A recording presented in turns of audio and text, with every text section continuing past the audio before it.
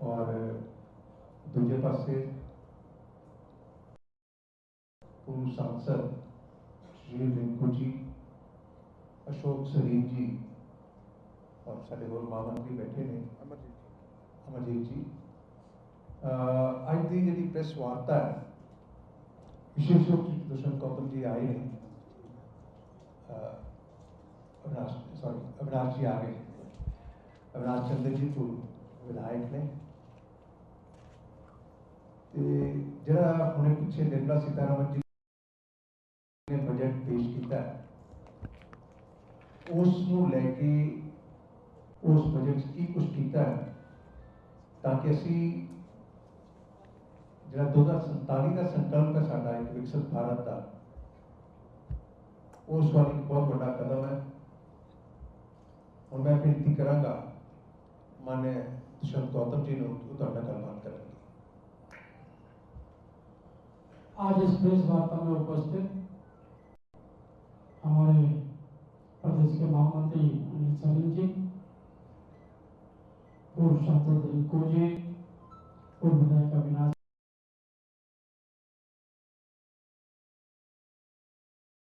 जी, जिला अध्यक्ष सुशील शर्मा जी और जिला महामंत्री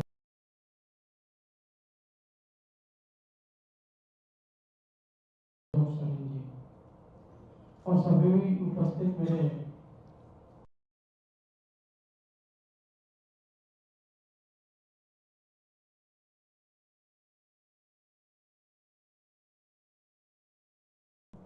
प्रमुख प्रेस वार्ता में उपस्थित सभी सज्जनों का हार्दिक अभिनंदन है। आज की ये प्रेस वार्ता, इसका आपको मालूम है, हमारे यशस्वी प्रधानमंत्री द्वारा तीसरे टर्म के 11वीं जो बजट पेश हुआ है, इस बजट के दूरगामी परिणाम क्या होंगे। सबसे पहले तो मैं पंजाब वालों को धन्यवाद करता हूँ कि बेशक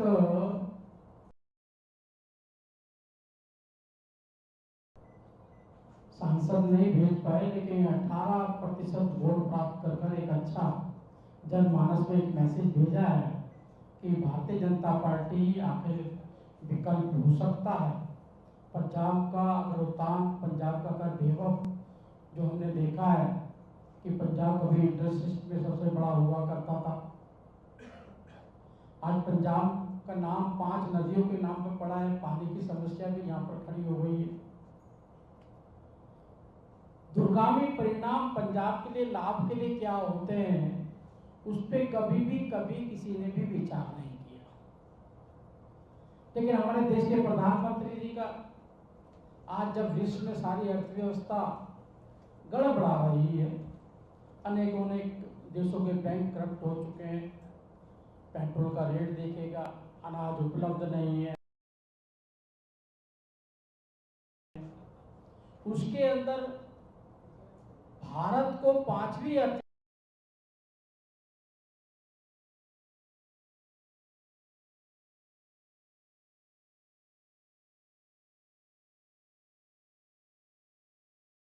से जो भी योजनाएं बनानी है वो ऐसे नहीं है कि पहले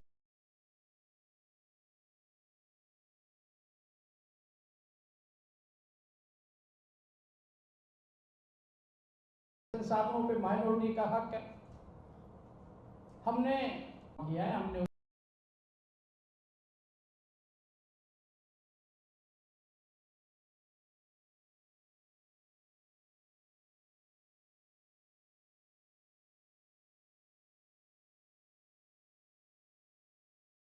हिंदू नहीं देखा, मुस्लिम नहीं देखा, सिख नहीं देखा, ईसाई नहीं दिया, लेकिन देश का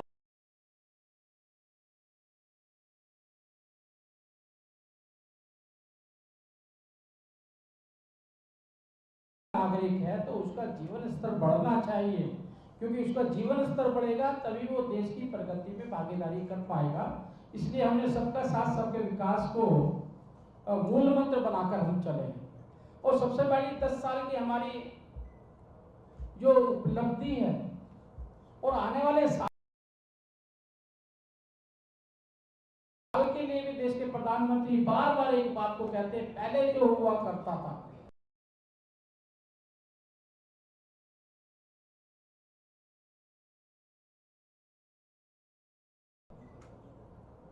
कि शिलान्यास कर दिया करते थे, उस शिलान्यास की करता है, शादी करते ही बच्चे और बच्ची का नाम सोचने लगता है, होगा साल बाद 2 साल होगा, नाम सोचने लगता है, पैदा होता नहीं है, स्कूल के बारे में चिंता करता है, बड़ा होता नहीं है, उसके कमरों के लिए, पानी के लिए, शिक्षा के लिए क्या वातावरण निर्मित करेंगे 8-10 साल बाद। ऐसा आज का मानस सोचता है।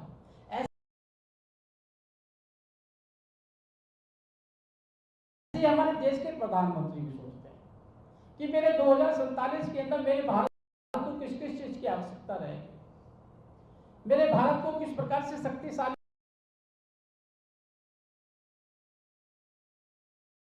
होना है, कैसे हम तीसरी अर्थव्यवस्था में विश्व के अंदर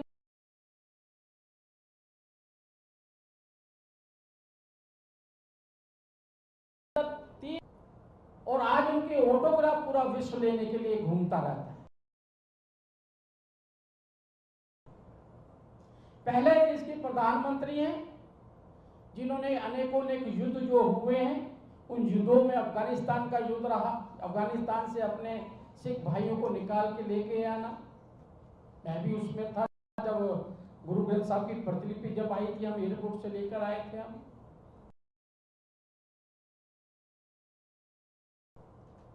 यूक्रेन और रशिया की लड़ाई के अंदर किस प्रकार से 32,000 विद्यार्थी को निकालने का काम किया, निकालने का काम नहीं किया, देश का गौरव बढ़ाने का काम किया।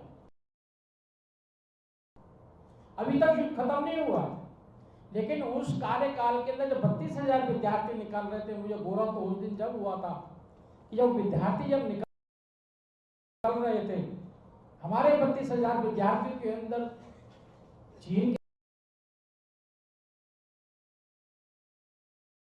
के विद्यार्थी भी थे, पाकिस्तान के भी थे, नेपाल के भी थे, श्रीलंका के भी थे। जो लोग हमारे तिरंगे को कुचला करते थे, जलाया करते थे, वो भी तिरंगा लेके भारत माता की जय करते हुए जान बचाते हुए देखे गए थे। ये हमारे भारत का गौरव बढ़ाने का काम किया है, उसके बारे में हमने चिंता की है। प्रधानमंत्री सम्मान निधि के अंदर 11 करोड़ किसानों को लाभान्वित किया है, 3,24,00,000 करोड़ रुपया उनको जारी करा है अभी, ताकि किसान, छोटा किसान जो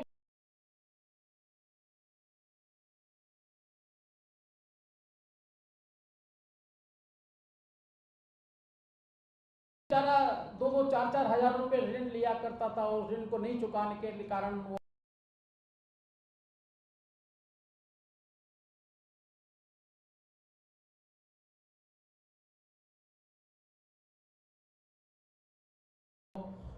जेल में भी जाया करता था, उसकी जगह उसके जान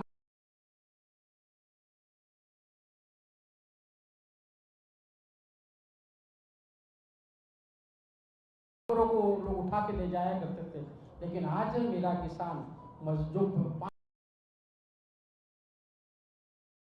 5 एकड़ से 1 एकड़ से वाला जमीन वाला है, उसको ऋण नहीं लेना पड़ता, वो सम्मान पूर्वक जीतता है।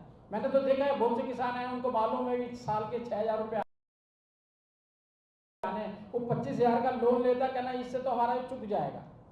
किसानों को कहीं ना कहीं स्वावलंबी इम्पोर्टेड यूरिया लाके, और अनेकों ने किसानों के लिए करीब करीब 1,52 करोड़ रुपया, और उसके बाद 2 वर्षों के अंदर 1 करोड़ किसानों को प्राकृतिक कृषि, यानी जो हमारी किसान कृषि किया करते थे, उसके साथ साथ ऑर्गेनिक क्षेत्र में किस प्रकार से किसानों को बढ़ाया जा सकता है, और क्षेत्र बहुत खुले हुए हैं। तिलंगी खेती, अनेकों अनेक खेतियों में किसानों को एक आधुनिक किसान बनाया जाए, उसको विचार करने के लिए प्रावधान किए गए। ऐसी महिलाओं के लिए बड़ा गौरव होता है कि प्रधानमंत्री ने लाल किले से कहा था कि मैं रहते हुए कोई भी आदमी कच्चे मकान में रहेगा। 4 करोड़ लोगों को हमने पक्के मकान देने का काम किया है, और वो भी बहनों के नाम का।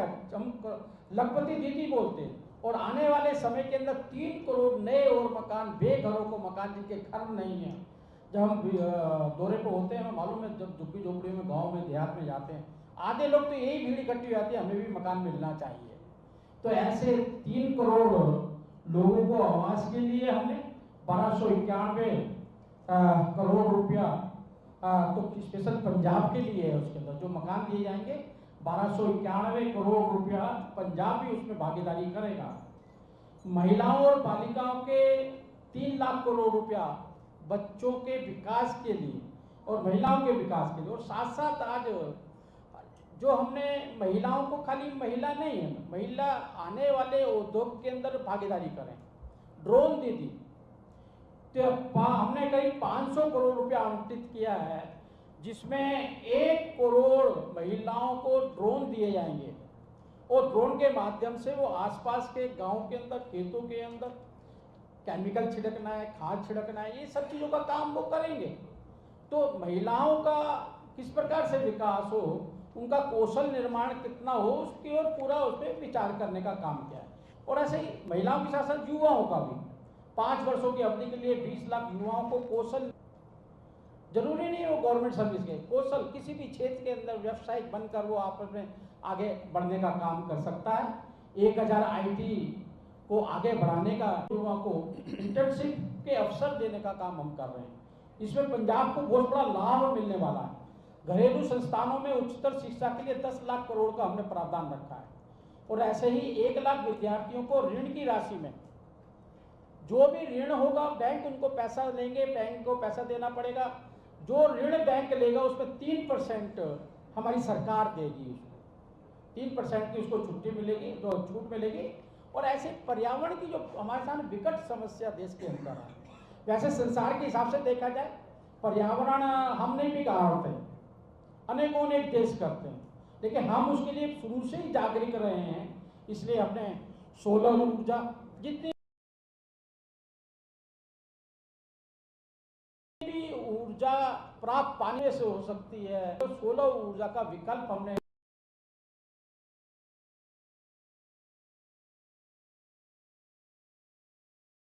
₹1000 उसको फालतू जो होगी उसको बेच के भी अपना काम चला सकता है, उसको बेच के भी अपना काम चला सकता है। ऐसे पूरे देश का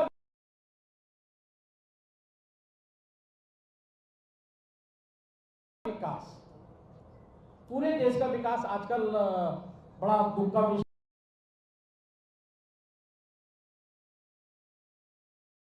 है कि विपक्ष है, पार्लियामेंट में बहस नहीं करता है, पार्लियामेंट में चर्चा नहीं करता है, बाहर आकर अलग नैरेटिव सेट करने का काम कर रहा है। अब नीति आयोग में जाना चाहिए था, नीति आयोग में बोलना चाहिए था, बताना चाहिए मेरे पंजाब के लिए ये चाहिए, मेरे पंजाब के लिए ये करना चाहिए। कुछ नहीं करना है, झूठ की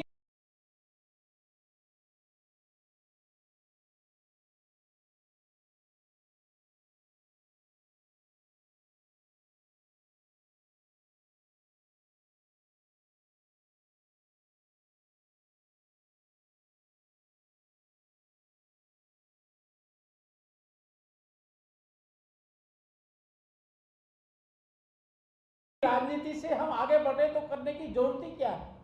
एक प्रयोग झूठ की पश्चिम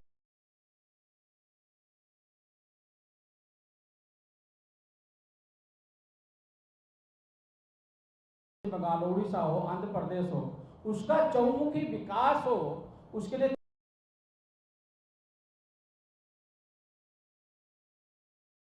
विकास हो, उसके लिए 26,000 करोड़ का अपने प्रावधान अलग से रखा गया है।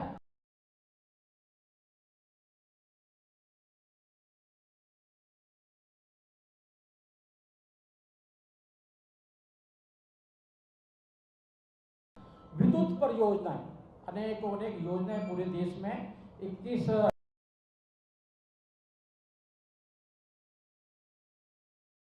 400 करोड़ रुपया उसके लिए रखा गया है। एक औद्योगिक गलियारा हम बना रहे हैं, उसमें पूरे देश को लाभ होने वाला जो औद्योगिक गलियारा होगा उसके 1 किलोमीटर के दायरे के अंदर आसपास में इंडस्ट्रीज लगेंगी। जो इंडस्ट्रीज लगेंगी, रोड बनेगा, वहाँ स्कूल बनेंगे, वहाँ डिस्पेंसरी बनेंगी, वहाँ मजदूर के लिए रहने के लिए मकान मिलेंगे।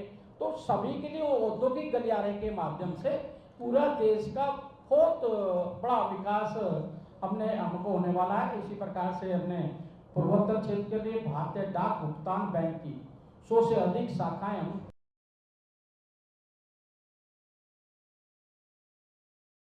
खोलने जा रहे हैं। एमएसएमई के माध्यम से हमने प्रत्येक आवेदक को 100 करोड़ रुपए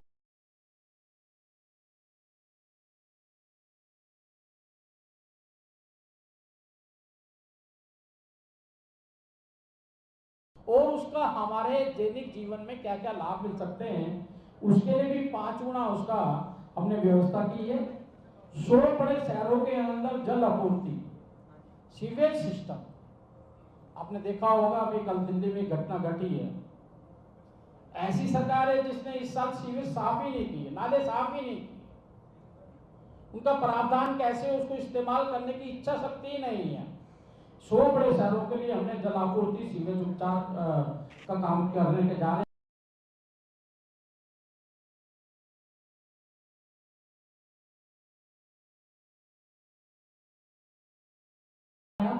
और सबसे बड़ी बात तो है जिसको जीएसटी को बड़ा ये कलंकित करते थे, कोई भी ऐसी समस्या नहीं रहती है।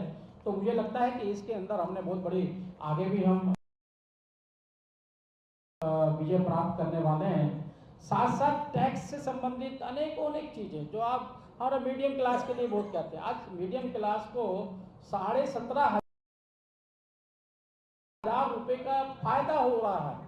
हमने स्लैब बनाया नया 3 लाख रुपए तक शून्य, 3 से 7 तक 5% और 7 से 10 तक का। इसको अगर देखेंगे तो उसमें करीब 17,500 रुपए का लाभ हो रहा है। और अलग अलग क्षेत्रों में जो हमने प्रावधान किए हैं, परिवहन के लिए हमने 5,44,128 करोड़ रुपया रखा है। ऐसे सुरक्षा के लिए हमने 4,54,773 करोड़ रुपया रखा है। आपने देखा होगा उसका सबसे ज्यादा भाग तो पंजाब में भी लगने वाला है, बॉर्डर क्षेत्र है और बॉर्डर को कैसे सुरक्षित रखा जाता है। और यही नहीं है, अब से पहले का 2014 से पहले का भारत देखें, मुझे ध्यान है कि एंटोनी की स्टेटमेंट में देखा करता था, वो कहते हैं हम पे गोलियां खरीदने के लिए पैसे नहीं है। छोटी छोटी चीजें भी अपने फौजियों के लिए हमें बाहर से मंगानी पड़ती थी, बुलेट प्रूफ जैकेट नहीं थी और वन पेंशन के पैसे देने के लिए नहीं थे। लेकिन आज मुझे इस बात को गौरव होता है इस बात का बताते हुए कि प्रधानमंत्री आज़ादी के बाद लाल किले से जो उनको 31 तोपों की सलामी दी गई थी, वो मेरे देश की बनी हुई पहली तोप थी, जो अब 2014 के बाद देश के प्रधानमंत्री द्वारा सैनिकों को और सैनिक के संसाधनों को किस प्रकार से मजबूत करने का काम किया गया है, उसके लिए भी अलग से 4,54,773 करोड़ का प्रावधान किया है। ऐसे ग्रामीण विकास, गांव कोई भी नव संसाधनों से वंचित ना रहे, जो भी नई आधुनिक चीजें हैं गांवों को भी मिलनी चाहिए, उसके लिए अलग 808 करोड़ का प्रावधान किया है। जो मैंने बताया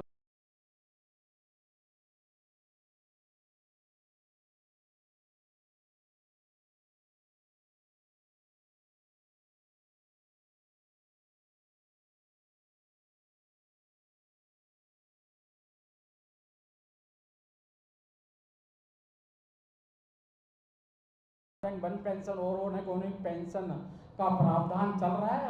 पुनः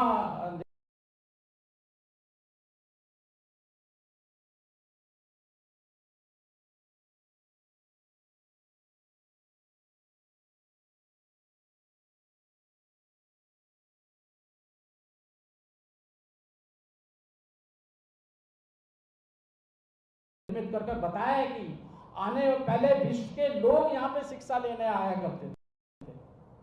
बीच का काल कैसे गया है, हम तो पढ़ने के लिए इंग्लैंड जा रहे हैं, जापान जा रहे हैं, वहां जा रहे हैं, यहाँ जा रहे हैं, लेकिन देश से लोग शिक्षा ग्रहण किया करते थे। उसके लिए अलग से शिक्षा के लिए 1,25,638 करोड़ का प्रावधान किया गया है। आईटी और दूरसंचार, आपने देखा होगा भारत ने बहुत बड़ी छलांग लगाई है। डिजिटल के अंदर भी आप देखेंगे, दूरसंचार मोबाइल के मैन्युफैक्चरिंग में भी आप देखेंगे इसको, और आगे किस प्रकार से आधुनिक जीवन के अंदर हम विश्व के अंदर कितना अच्छा भागीदारी कर सकते हैं, इसके लिए 1,16,342 करोड़ है। और स्वास्थ्य सेवाएं, और स्वास्थ्य सेवा में आप देखते हैं भारतीय जनता पार्टी ने के शासन आने के बाद में मोदी जी के नेतृत्व में हमने 5 लाख का आयुष्मान कार्ड पूरे देश को, गरीबी से रेखा के नीचे रहने वाले 10 करोड़ परिवारों को, मतलब 55 करोड़ नागरिक उसकी सुविधा लेते हैं। जैसे अमीर आदमी अपना इलाज करा लेता है कार्ड से, प्राइवेट होता है, ऐसा हमारा गरीब भी करा सकता है। लेकिन बड़ा दुख तो जब होता है कब योजना हमारी होती है, देश के प्रधानमंत्री के लिए अपना नाम लिख दिया जाता है। बहुत से दिल्ली के अंदर आम पार्टी है, वो तो उसको लागू ही नहीं कर, 1,559 करोड़ रुपया रखा गया है।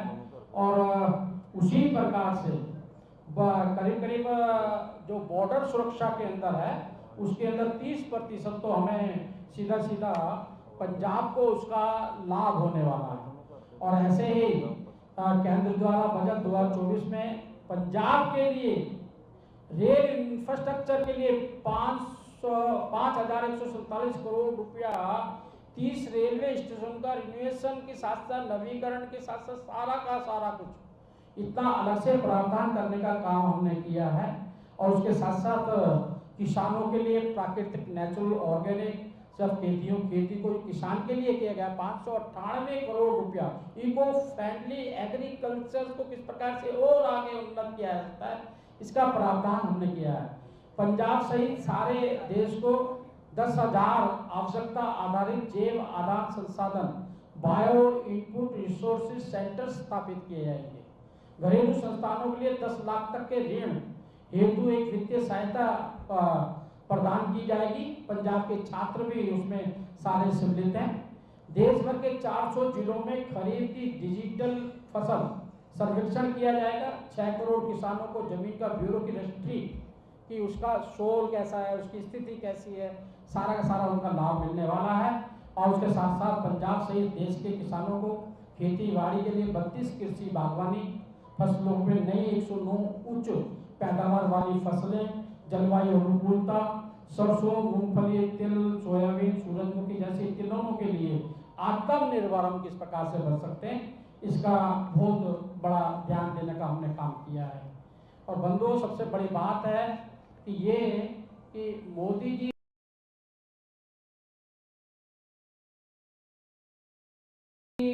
इस कार्यकाल के अंदर जो पीछे जिस कदम को लेके हम चले हैं, दास्ता की निशानी हम नहीं रहने देंगे। मैं बार बार कहता था, अपने बोल में कहता था कि मनमोहन सिंह 10 साल देश के प्रधानमंत्री रहे और औरंगजेब रोड से होके निकलते थे। उनमें कभी एहसास नहीं हुआ ये औरंगजेब वो ही है जिसने हमारे साहबजादों को दीवार में चलाने का चिनवाने का काम किया गया। ऐसी गैरत कोई भी नहीं है। आज हमें देश के अंदर जो गुलामी की निशानी है, जिस दास्ता के कारण हम अपने बच्चों को, मैंने पार्लियामेंट में भी भाषण में कहा था कि अपने बच्चों को हम दिखाने के लिए जब लेके जाते हैं, लाल किला दिखाते हैं, तो बच्चा एक छोटा बच्चा पूछ ही लेता है किसने बनाया। हमने बताना हमें बताना पड़ता था मुगलों ने बनाया। वो पूछता था मुगल कौन है, तुमने क्यों नहीं बनाया 75 साल से, हम गुलाम रहे होंगे। पार्लियामेंट दिखाते थे, पुरानी वाली दिखाते थे, तो बच्चे पूछता था ये पापा बड़ी अच्छी बनाई है, गोल सी बड़ी किसने बनाई है, तो हम बोलते थे अंग्रेजों ने बनाई। अंग्रेज कौन थे, शासन तो हमारा था कि अंग्रेजों के हम गुलाम रहे। ऐसी निशानियां जो बताती हो हमारे बच्चों को कि हम गुलाम रहे हैं और ये सब गुलामों ने बनाई है, ऐसी निशानियों को मिटाकर आपने देखा होगा हमने नए रूप में आपने वीर बाल दिवस का भी एक रूप देखा है। आज हमने किस प्रकार से पंजाब के लिए करतारपुर कॉरिडोर खोलने का काम भी किया है, अनेक प्रावधान हमने किए हैं। तो ये बजट जो है, बजट एक विकसित भारत के लिए है, एक गौरवशाली भारत के लिए है, एक ऐसे भारत के लिए है जिसमें आदमी गौरव वो स्वाभिमान से जी सकेगा। ये बजट इस प्रकार से पेश किया गया है। अभी नीति आयोग की बैठक चल रही है, तो उसमें कोई गया नहीं है, अपनी बात रखना नहीं चाहते, बढ़ाना नहीं चाहते। जिस प्रकार से पंजाब के अंदर आज चल रहा है, आप चारों तरफ देखेंगे तो पंजाब के अंदर खाली एडवर्टाइजमेंट। और मुझे लगता है एक 15-20 दिन के अंदर तो ऐसा हो गया, गवर्नमेंट हॉस्पिटल, प्राइवेट हॉस्पिटल बंद होने, छोटे छोटे खोले, उनके अंदर इतना बढ़िया इलाज हो रहा है। मैंने दिल्ली में देखा है कितना बड़ा भ्रष्टाचार। डेली जिसकी जो बंद पड़ा हुआ है, कूड़ा पड़ा हुआ है, जिसके अंदर ढोर गधे कुत्ते घूमते रहते हैं, उसमें भी 1000 लोगों को चेक किया ही दिखाया जाता है, दवाइयाँ दी जाती हैं। इतना बड़ा घोटाला करने का काम किया गया है। ऐसे ही अनेकों चीजें ऐसी हैं जिनके बारे में और भी कहा जा सकता है। मैं यही आपके मध्य में कहने के लिए आया हूँ, एक उन्नत भारत, एक विकसित भारत, 2047 का भारत, आत्मनिर्भर भारत, एक भारत के निर्माण के लिए ये बजट बहुत बड़ा सहयोग करेगा। विपक्ष भी इसमें नीति आयोग में इन्वाइट किए गए थे, आगे भी पार्लियामेंट में अपनी बात को रख सकते हैं, चर्चाएं चल रही हैं, लेकिन कोई कुछ नहीं करेगा। लेकिन मोदी जी के नेतृत्व में देश ऐसे ही विकास करता रहेगा और आगे बढ़ता रहेगा। और आपने हमारे सभी बच्चों के लिए एक सुरक्षित वातावरण, आतंकवाद विरोधी वातावरण, ऐसा वातावरण जिसमें खुशहाल जी सके, ऐसा वातावरण जिसके अंदर इन्वायरमेंट भी अच्छी हो, जिसके अंदर ऐसा वातावरण देने का काम मोदी जी का संकल्प है। बहुत बहुत धन्यवाद। सर एक बहुत अहम सवाल पूछना चाहूंगा। सर कोई शक नहीं कि ऊपर सेंटर की सरकार की ओर से बहुत अच्छी योजनाएं लागू की जा रही है, क्या कभी ऑडिट करने की कोशिश की गई है कि जिनको जो डिजर्व करते जो लोग उन तक ये सुविधाएं पहुंचे? बात करें अगर प्रधानमंत्री आवास योजना की, उसमें मैनिपुलेशन हो रहा है, जिन लोगों की प्रॉपर्टीज है, तो ये बताया जा रहा है कि उनने भी ये लाभ उठाया है। देखिएगा, हर चीज के काम में कुछ ना कुछ ऐसे लोग तो बैठे हैं जो राजीव गांधी का करते थे 100 रुपये भेजते तो 15 रुपये पहुंचते हैं, 85 रुपये खाने वाले खत्म नहीं हुए अभी, वो कांग्रेस का कल्चर चल रहा है अभी। तो ऑडिट भी होता है, पकड़े जाते हैं, उसके सबका प्रावधान भी किया जाता है। आपने अभी पंजाब का जिक्र किया बजट में। पंजाब एक बॉर्डर स्टेट है, इसमें जो रॉ मटेरियल इंडस्ट्री ये बाहर से लाती है, तो फिनिश को बाहर भेजती है। वो काफ़ी समय से डिमांड कर रही है कि हमें ट्रेड सब्सिडी दे दी जाए, और अभी तक नहीं मिल रही। दूसरा पॉइंट ये है कि जो यहाँ की बहुत पुरानी रबड़ चप्पल इंडस्ट्री है, वो लगातार खत्म हो रही है, क्योंकि आपने जीएसटी की जो उनकी रेट है वो 5% से 12% कर दिया।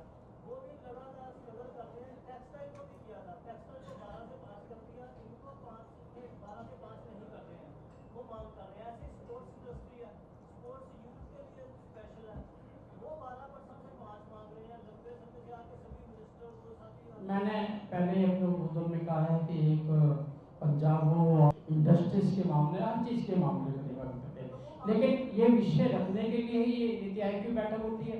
यही बजट इसलिए कि अभी प्रावधान होने सारे जो प्रांत अपने बारे में जो बात रखेगा, हमारे सांसद भी अपनी बात रखेंगे, अपनी तरह से बातें रखी जाएंगी, जो रखी जाएंगी वो बजट में नियुक्त किया जाएगा। आपके जितने मिनिस्टर यहाँ आते हैं सभी को मिल रहे हैं, दिल्ली जाके मिल रहे हैं, मगर उनकी सुनवाई नहीं होती कहीं, तो वो कैसे करेगी इंडस्ट्री? आप पंजाब को लेकर बातें कर रहे हैं, पर रिजल्ट है।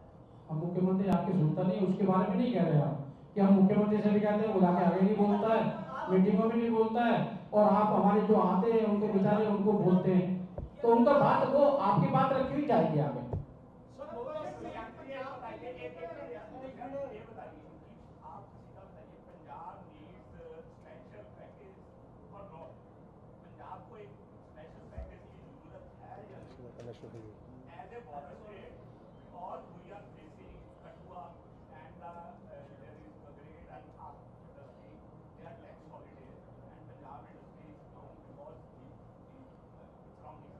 सारे सभी राज्यों को सर्वांगीण विकास, सर्वस्पर्शी विकास, जो कमजोर है उनको आगे बढ़ाने का होता है।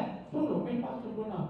अब बिहार के लिए बात करेंगे, उनको दे दिया, उनके मुख्यमंत्री से मांग की थी। आंध्र की बात करेंगे, उनके मुख्यमंत्री ने बात की थी, कुछ सांसदों की, ये करते हैं हम, लेकिन आप उनकी तरफ से तो मांग भिजवाओ ना भाई, तुम तो कुछ बोलो जाकर। आपके जो मंत्री यहाँ मंत्री और मुख्यमंत्री, मुख्य लगाए ना, मुख्य की मुख्यमंत्री रखे होते हैं।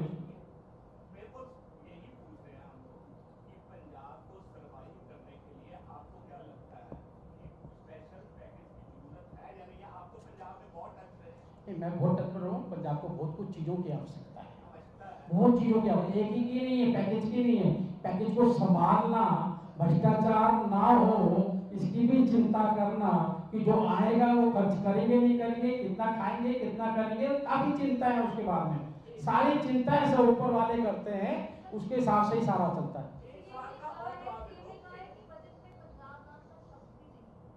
कौन कह रहा है? किसने कहा आपको? है मीटिंग में नहीं जाता वो क्या बोलेगा? वो बजट में मीटिंग में था, अभी नीति आयोग में जाके बोलता ना, क्यों नहीं बोला भाई? कहा नहीं है? मैंने इतना बताया आपको, पंजाब के लिए ये किया बताया ना मैंने आपको, सड़कों के लिए, रेलवे स्टेशन के लिए, रोडों के लिए किया, बॉर्डर सारी सिक्योरिटी कर रहे हैं, सिक्योरिटी के पैसे हम देते हैं, बॉर्डर की सुरक्षा के हम काम करते हैं। सर उसके लिए आपका बहुत धन्यवाद सर, आप इतना एक सवाल का और जवाब देना चाहिए। जो हिंदुस्तान की खेलो नीति है जिसमें हम स्पोर्ट्स को पैसा देते हैं, गुजरात को 400 करोड़ रुपया दिया गया, उसके 9 प्लेयर खेल रहे हैं ओलंपिक में, पंजाब में 19 प्लेयर खेल रहे हैं, यहाँ पे 70 करोड़ दिया गया। इससे डिस्क्रिमिनेशन बताइए, मैं आपका ध्यान कराऊंगा। सर 2047 का बात है, 2027 का रोड मैप क्या पंजाब के लिए है?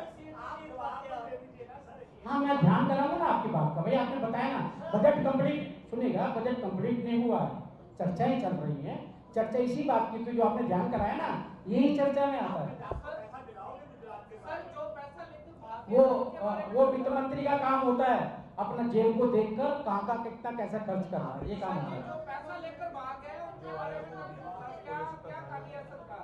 जो पैसा लेकर भाग गया उनकी सबकी कुर्की हो रही है, आप पढ़ो मीडिया, सोशल मीडिया सबकी कुर्की हो रही है। 2047 का आप रोड मैप दे रहे हो, 2027 का रोड मैप के आगे इलेक्शन भी आने वाले हैं। हाँ जी, सर उसका रोड मैप पंजाब के लिए क्या है? बिल्कुल अच्छा रोड मैप है, पंजाब उन्नत पंजाब देंगे। आप हमारे प्रतिनिधियों को जिता के लेकर आएंगे, हमारे प्रतिनिधियों के लिए संघर्ष करेंगे, सबको जिताएंगे। एक तो बोलो, भाई साहब मेरी बात है, एक करके करेंगे तो सारे विषय हम डिस्कस करेंगे। पंजाब में एंटी गवर्नमेंट है, बजट को छोड़ दीजिए, ये बता दीजिए किसकी एंटी गवर्नमेंट है?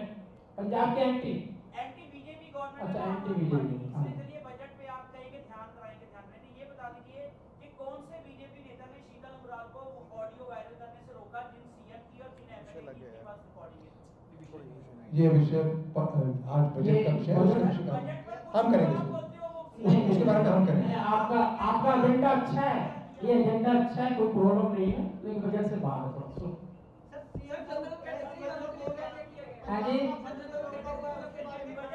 सर एक मिनट प्लीज, अगर 1 by 1 करेंगे तो फिर ठीक रहेगा। धन्यवाद करें आपका, बहुत बहुत धन्यवाद। सारे साथियों ने बात जब